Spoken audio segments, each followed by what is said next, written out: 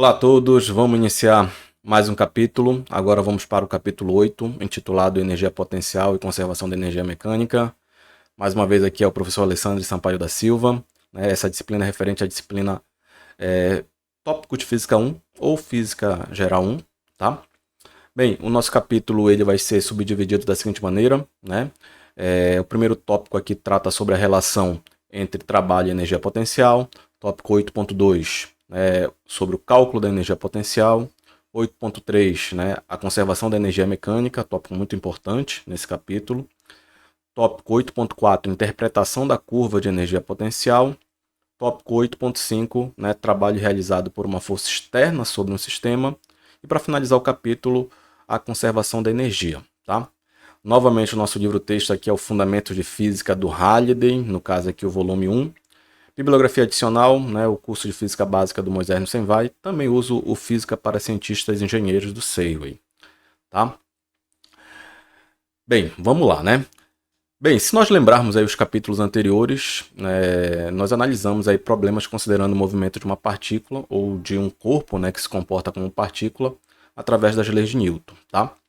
Nesse capítulo nós vamos usar uma nova abordagem aí, Não analisaremos apenas uma partícula em si, mas um conjunto de dois ou mais corpos que nós vamos chamar de sistemas de corpos, ou só de sistema, Então aqui, olha, no modelo de sistema, concentramos nossa atenção em uma pequena porção do universo, que nós vamos chamar de sistema, e ignoramos os detalhes além da fronteira do sistema. O sistema é formado por dois ou mais objetos. Portanto, nós vamos considerar aí sistemas de dois ou mais corpos que interagem por forças internas ao sistema, tá? Nós não vamos considerar qualquer interação de um agente externo a esse sistema. Bem, para ilustrar aqui essa nova abordagem, nós vamos supor aqui a interação de um sistema composto por um tomate e o nosso queridíssimo planeta Terra, Nós vamos chamar aqui de sistema tomate-terra, tá? O tomate aqui, no caso, ele é arremessado para cima, tá bom?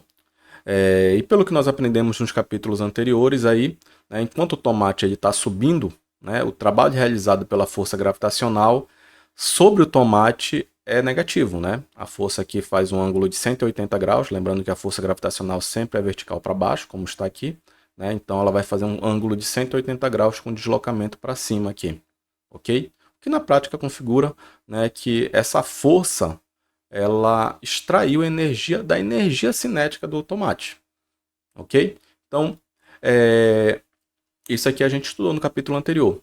Mas agora nós precisamos nos questionar, para onde foi essa energia, na hora que ela é extraída da energia cinética do tomate? Bem, nós concluímos aqui que a energia cinética do tomate ela foi transferida por essa força, pela força gravitacional, para uma outra forma de energia que vai estar associada a esse sistema tomate-terra, ok? Onde a quantidade de energia repassada é determinada pela configuração do sistema. Por exemplo, aqui, olha, quanto mais alto o tomate for arremessado, em relação, obviamente, à Terra, mais energia vai ser transferida aqui para o sistema, tá? Então, nós concluímos aqui também que essa energia transferida, ela estaria transitoriamente aqui no sistema, tá? Mas ela potencialmente pode retornar ao corpo, aqui ao tomate, E ela pode retornar na forma originalmente que era concebida, que no caso aqui ela era energia cinética, tá? Então, a energia que está no sistema, ela potencialmente pode voltar a ser energia cinética aqui no tomate, tá? Então, como é esse mecanismo de interação aqui? Olha, um objeto do sistema interage com o resto do sistema através de forças. Quando a configuração do sistema varia, dizemos que uma força realizou o trabalho, transferindo energia entre um objeto e o resto do sistema. Tá bom? Bem, como eu já falei aqui, olha, nós vamos chamar essa energia associada ao sistema de energia potencial, que é a nomenclatura do nosso capítulo aqui, E ela só será esse tipo de energia de fato quando a força de interação entre os objetos aqui do sistema tiverem características específicas, As forças de interação, que pode ser mais de uma, Onde esse tipo de força aqui, olha, nós vamos chamar de forças conservativas, tá? Então, considerando aqui a interação que aconteceu no nosso sistema hipotético aqui, né, tomate-terra, o que nós podemos dizer? Olha, quando o trabalho W1 for igual ao negativo do trabalho W2, eu estou aqui, olha, exemplificando W1 e W2. W1 seria o trabalho realizado pela força gravitacional na subida e W2 na descida. Então, quando acontece essa situação, dizemos que a força que realizou o trabalho é conservativa e que a outra forma de energia é uma energia potencial. Quando W1 for diferente do negativo de W2, a força envolvida não é conservativa, aí geralmente nós chamamos essa força de força dissipativa. Tá? Portanto, perceba que se a quantidade aqui de energia transferida, né, retirada do tomate na subida for igual à quantidade de energia retornada ao tomate na descida, né, quando ele atinge a mesma configuração aqui de início do movimento, ou seja, quando em módulo, né, W1 for igual a W2, né, a força que atuou entre os membros aqui do sistema é uma força conservativa. Tá bom? Logo, não é difícil concluir, né, que a força gravitacional, né, ela é uma força conservativa. Tá? Então, sendo mais específico ainda, né, na subida aqui, olha, o tomate ele perde velocidade, tá? Perdendo energia cinética, e devido ao trabalho negativo realizado pela força gravitacional, né, que retira a energia do tomate, tá? Essa energia retirada fica armazenada transitoriamente aqui no sistema, né, como energia potencial.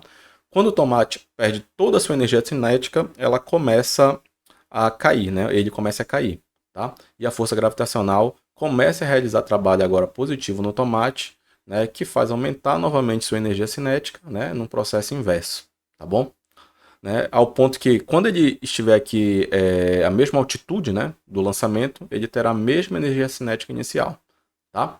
Então, caso a força que atuasse aqui, né, no tomate fosse dissipativa, né, como por exemplo a resistência do ar, né, ou qualquer força de atrito, tá? A energia, o trabalho, né, realizado por essa energia ia transferir a energia da energia cinética para uma outra forma de energia, né, como a energia térmica, por exemplo, tá?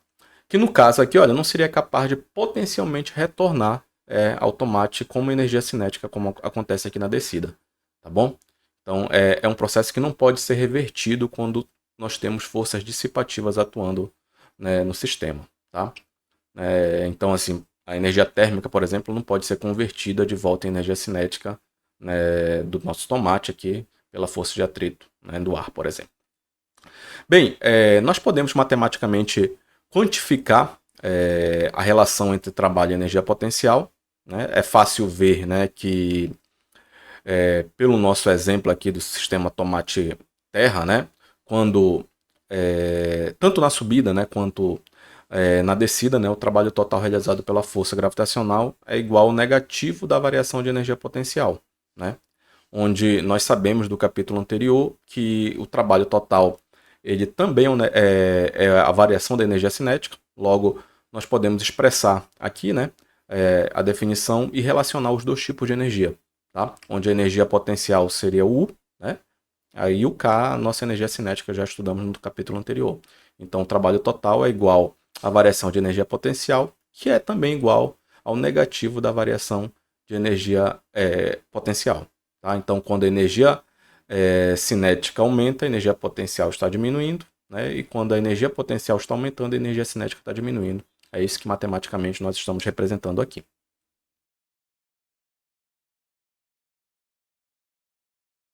Bem, nós podemos ilustrar isso aqui um pouco melhor. Observe aqui na expressão matemática, né, que relaciona a variação da energia cinética com a variação da energia potencial. Claramente ela nos mostra aqui que elas são iguais em módulo, porém o sinal aqui indica que quando uma está crescendo, a outra está diminuindo, na mesma proporção, por intermédio, obviamente, dessa força conservativa. Tá? Acho que até parou aqui o gráfico, deixa eu voltar aqui. Então aqui, olha, no gráfico mostra essa relação, né? Quando o tomate está subindo, a energia cinética vai diminuindo, quando ele vai descendo, a energia cinética vai aumentando, tá bom? Um troca em relação ao outro, tá bom? Outro exemplo de força conservativa, né, que nós vamos ver aqui é a força elástica, tá? A força restauradora aqui é característica do sistema massa-mola aqui, né, que vocês estudaram no capítulo anterior.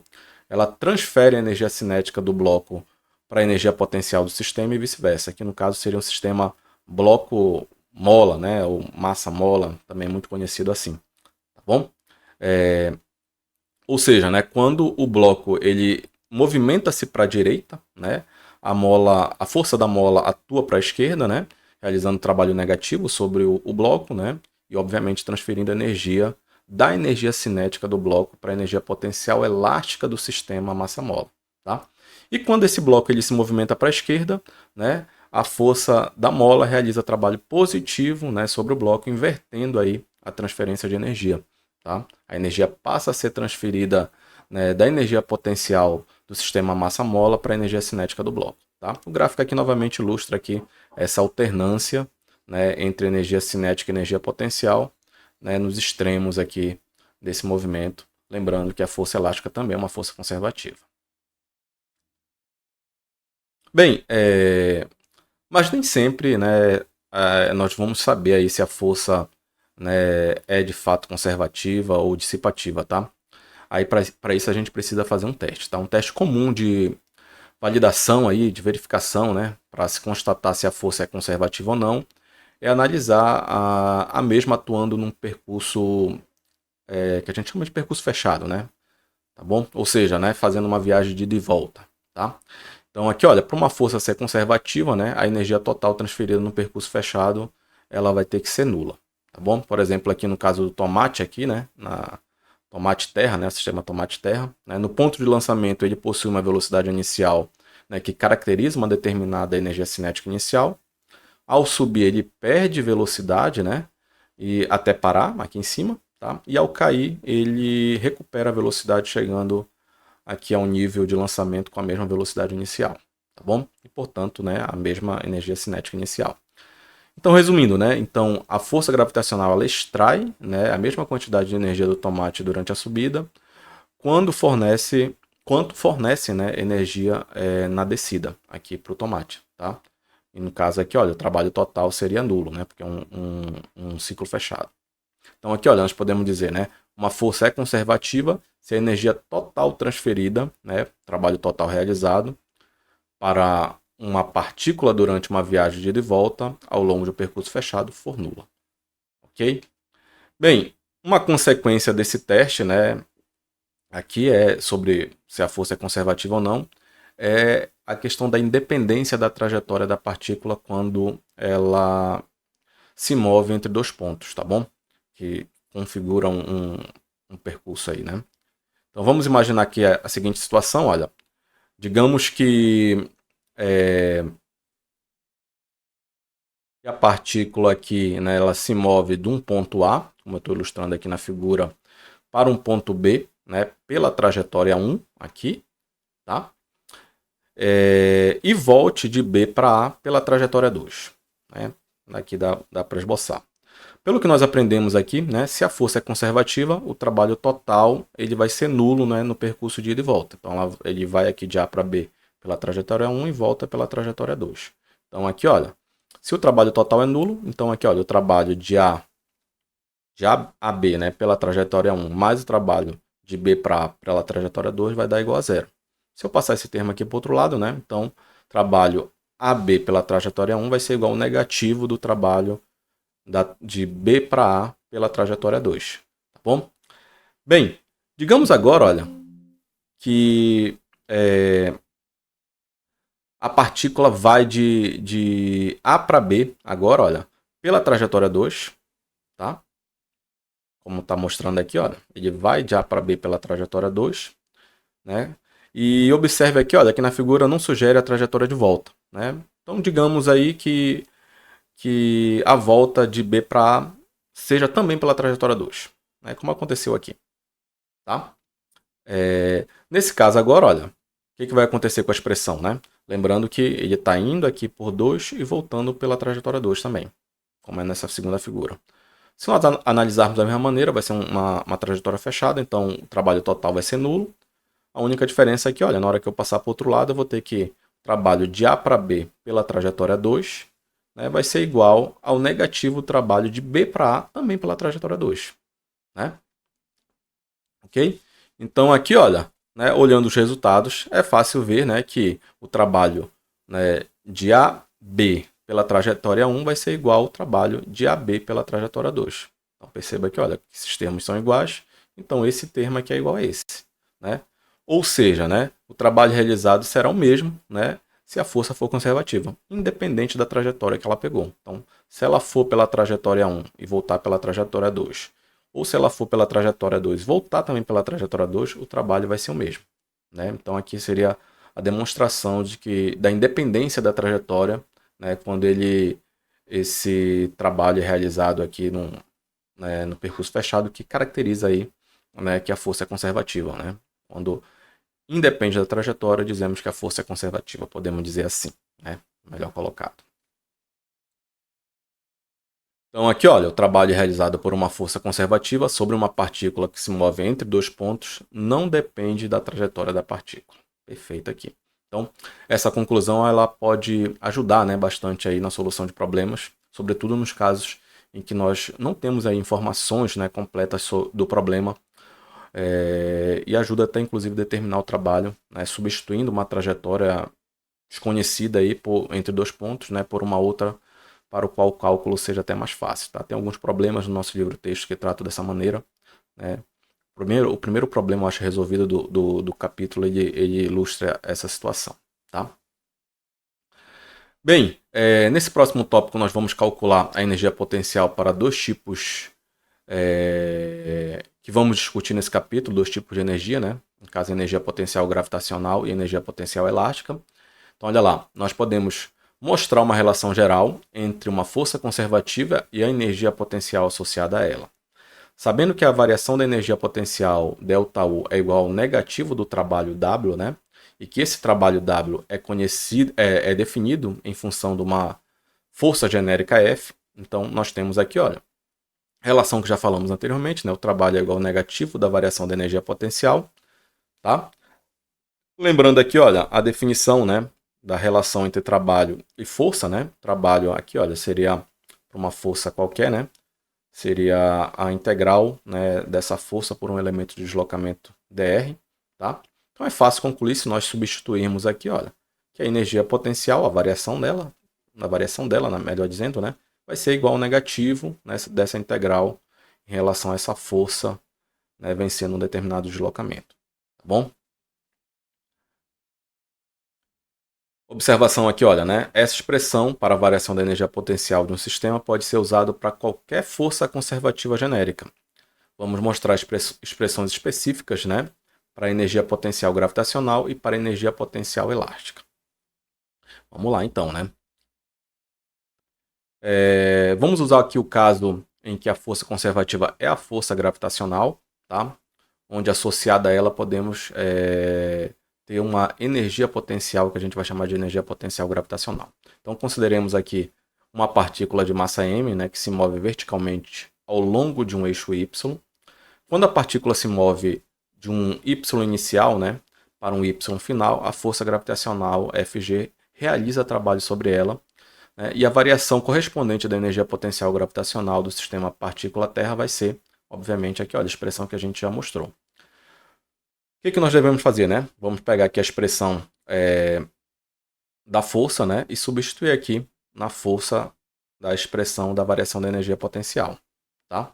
Lembrando que aqui, olha, a força gravitacional ela é vertical para baixo, né? Contrária ao sentido crescente aqui do eixo y e, consequentemente, vetorialmente falando, ela é negativa, tá? Então aqui, olha, eu pego esse meu menos mg e coloco bem aqui, substituo bem aqui, tá bom? Então aqui, olha, substituindo, né? É fácil perceber que, olha, que m e g, né, aí são constantes. A gravidade aqui nas proximidades da superfície da Terra é constante, né? Então nós podemos tirar aqui da integral. Aí fica uma integral trivial aqui só de dy, tá? Então o resultado aqui, olha, né? Pelo teorema fundamental do cálculo, nós temos finalmente aqui, olha, né, a expressão da variação da energia potencial gravitacional em função de uma variação de altitude aqui, YF menos YI. Tá? Perceba que ela é diretamente proporcional à variação de altitude quando uma partícula se desloca verticalmente. Bem, na nossa análise, né, sobre a variação da energia potencial, ela sempre vai ser feita considerando uma configuração de referência, tá? Que normalmente nós tomamos como a configuração de energia potencial zero, tá bom? Então aqui, olha, muitas vezes estamos interessados em saber a energia potencial gravitacional de um sistema partícula-terra quando a partícula está a uma certa altura y. Nessa situação, tomamos o I, né, como a energia potencial do sistema em uma configuração de referência e que a partícula nessa configuração, né, está em um ponto de referência y inicial igual a zero, tá? Seria o ponto de energia potencial nula. Bem, se eu substituir aqui, olha, né, essa altura aqui como zero, nós vamos ter a energia potencial, né, em uma certa altitude YF, que eu vou chamar só de Y, né, que representa a energia potencial em um determinado ponto, né? Muitas das vezes nós estamos interessados em saber a energia potencial em um determinado ponto, né, considerando essa configuração de referência, tá? Se lembrarem aí do ensino médio, né, geralmente se expressa a energia potencial como mgh, né, h de altura, seria uma expressão similar a essa daqui, tá? Então, essa seria a energia potencial em relação a uma configuração de referência para y igual a zero, ok? Bem, fazemos aqui, olha, o mesmo raciocínio, né, para outra força conservativa, né, em questão agora a força elástica, tá? E a gente vai ter uma energia potencial elástica associada a essa força. Então aqui, olha, consideremos um sistema massa-mola, né, mola de constante elástica K. Enquanto o bloco se desloca, né, do ponto xi, x inicial, né, para um ponto xf, x final, a força elástica, que vou chamar de Fs, realiza trabalho sobre o bloco, né? Logo, a variação da energia potencial elástica do sistema bloco mola, né, vai ser, né, o negativo, expressão, né, variação da energia potencial.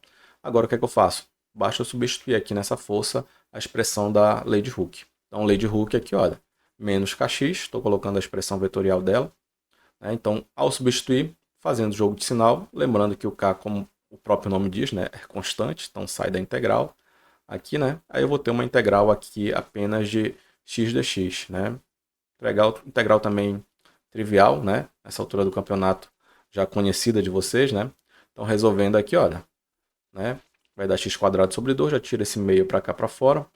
E, né, pelo teorema fundamental do cálculo, basta fazer a diferença entre os extremos aqui dos limites de integração.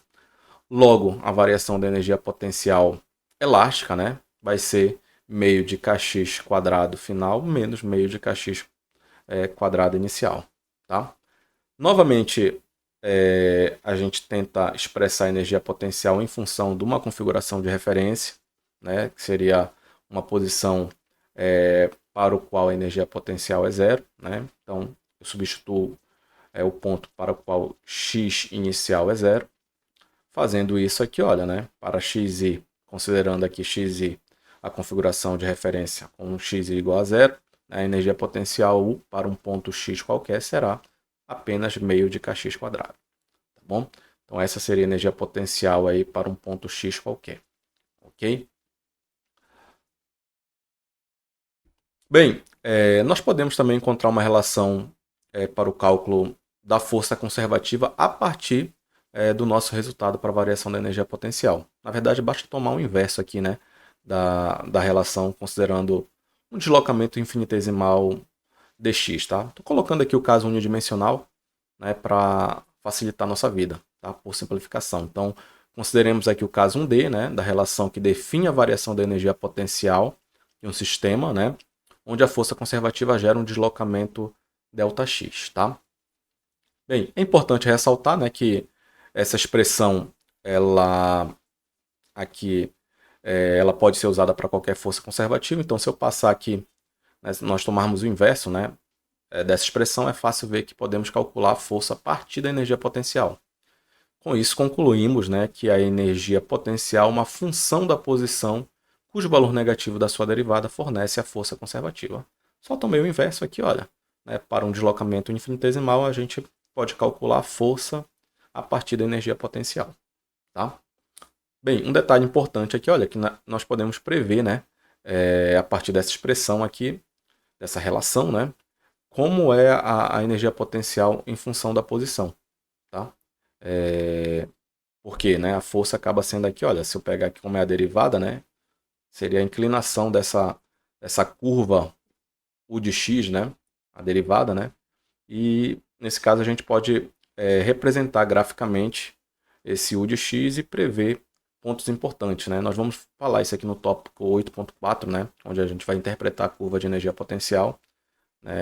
E a gente consegue tirar informações relevantes aqui do movimento de uma determinada partícula, de um sistema, né? Bem, considerando essa expressão aqui, olha, só para exemplificar, né? Mostrar que ela é verdadeira, nós vamos estudar os dois casos que a gente citou de força conservativa, né? Força gravitacional e força elástica, né? Substituir aqui as expressões de energia potencial e encontrar a força, né, para cada uma delas, tá?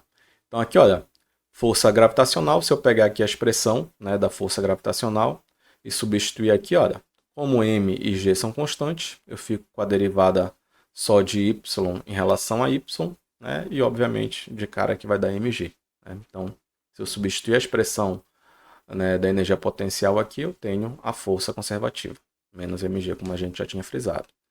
Mesma coisa aqui para energia potencial elástica, né? Se eu substituir ou aqui, né, e derivar esse meio de kx quadrado, né? Esse 2 desce aqui, vai cortar com outro 2, eu vou ter aqui menos kx, né, que é a expressão da lei de Hooke. Então, só para justificar aí, né, nós podemos encontrar a força conservativa a partir da sua expressão de energia potencial, tá? É importante ressaltar aqui, olha, né, que essa expressão aqui serve para qualquer força conservativa genérica, tá? Não apenas para a força gravitacional e para a força elástica, que nós estamos citando aqui. Bem, com isso aqui nós já podemos fazer o nosso primeiro exemplo, né, do capítulo, tá? Esse exemplo aqui é mais para ilustrar a questão da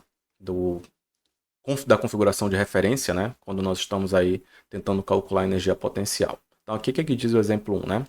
Uma preguiça de 2 kg está pendurada a 5 metros acima do solo. Aqui a figura mostrando aqui a nossa preguiça aqui no galho, né? Tá? Aí ele pergunta, né? Qual a energia potencial gravitacional do sistema Terra-preguiça se tomamos o ponto de referência como estando, primeiramente aqui, olha, no solo, seria essa configuração aqui, olha, né, que está mostrado na figura. Configuração 2, olha, tomamos como ponto de referência no piso de uma varanda que está a 3 metros do solo. Então aqui, olha, o ponto 0 seria nessa altura aqui da varanda. Configuração 3, quando a configuração de referência vai estar no galho onde está a preguiça, então o meu 0 vai estar bem aqui. E por fim aqui, olha, a configuração 4 é quando a configuração de referência vai estar 1 metro acima do galho. Então o 0 estaria bem aqui. Como é que nós procederíamos aqui, né? Então aqui, olha, o que ele deu? Ele deu a massa, né? E deu a altura da preguiça em relação ao solo. Que no caso aqui, olha, seria 5 metros, que é exatamente essa configuração 1, tá? Então nós vamos calcular a energia potencial considerando cada configuração de referência aí que ele citou. Primeira configuração é quando o ponto de referência está no solo. Então nesse caso aqui, olha, a altura que está a preguiça vai ser de 5 metros, né? Então aqui, olha, se a configuração de referência está aqui, a altura onde está a preguiça é de 5 metros. Então aqui, olha, só substituindo, massa 2 kg, gravidade 9,8, eu substituo aqui essa altura, né, 5 metros, tá? Então substituindo aqui, olha, fazendo a continha, não é difícil encontrar, né, 98 joules. Tá? Então essa seria a energia potencial, considerando essa configuração de referência. Bem, segunda configuração citada no problema, né, quando nós estamos considerando a configuração de referência estando aqui na varanda, né, o 0 está bem aqui. Nesse caso aqui, olha, se a configuração de referência está aqui, qual é o desnível de altura, né, em relação à configuração de referência? No caso aqui, olha, a preguiça estaria a 2 metros da configuração de referência. Então, mesma coisa, olha, basta substituir onde tem y agora 2, né? Então, massa novamente 2 kg, gravidade 9,8, desnível de altura aí 2 metros. Então aqui nesse caso aqui, olha, a energia potencial gravitacional seria de 39,2, tá? Repito aqui, olha, para o caso 3, onde ele coloca a configuração de referência estando exatamente onde está a preguiça. Nesse caso aqui, olha, se eu substituir 0 aqui, né, vai zerar tudo, logo a energia potencial gravitacional seria de 0. E o caso 4, né, eu estou considerando aqui, olha, que o nível de referência aqui está bem aqui, 1 metro acima do galho. Então a posição da preguiça seria aqui, olha, -1, né? Então a altura seria -1 metro. Então na hora que eu substituo aqui, olha, eu teria uma energia potencial, né, de menos 19,6 joules. Ou seja, né, perceba que, né, a energia potencial depende da configuração de referência, né, que a gente vai adotar.